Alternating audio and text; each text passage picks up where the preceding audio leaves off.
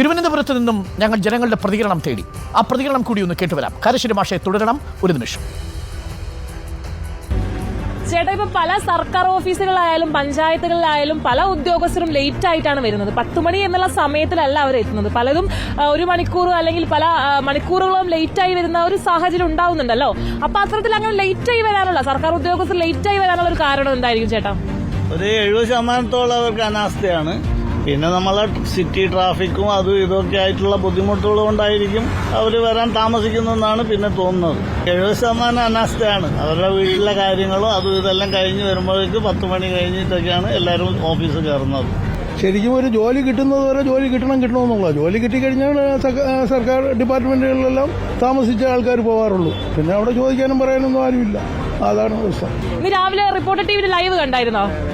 അപ്പൊ അത്തരത്തിൽ അവർ ലേറ്റ് ആയി വരാനുള്ള ഒരു കാരണം എന്തായിരിക്കും? അവരൊക്കെ അതിനുള്ള ഒരു കൃത്യനിഷ്ഠയോ ഒരു കൃത്യനിഷ്ഠയോ ഒന്നുമില്ല. പുള്ളി അവർ ആർക്കോ വേണ്ടി ജോലി ചെയ്യുന്നു, എടുക്കുന്നു, അങ്ങനെയൊക്കെ ഉള്ള ഒരു ഭാവത്തിൽ അവർ വരുന്നു.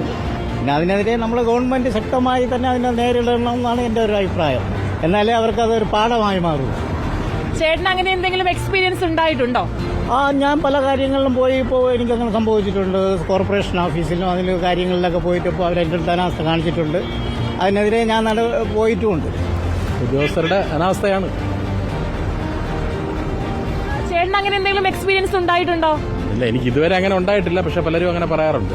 ഉദ്യോഗസ്ഥർ ലൈറ്റായിട്ട് വരാനുള്ള കാരണം എന്താണെന്ന് വെച്ച് കഴിഞ്ഞാൽ, ഒന്ന് ബ്ലോക്ക്, ഗതാഗത തടസ്സങ്ങൾ, അത് ഉണ്ടായത് കാരണം അങ്ങനെ സംഭവിക്കും. അല്ലാതെ എന്താ അല്ല, അവരുടെ ഒരു അലംഭാവമായിരിക്കും.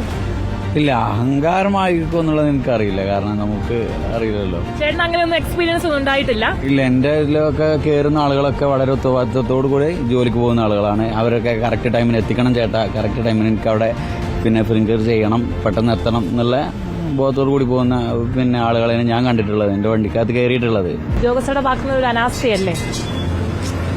അവരുടെ വീട്ടിലെ വല്ല പ്രോബ്ലംസ് ആയിരിക്കും, അല്ലാതെ പിന്നെ എങ്ങനെയാണ്?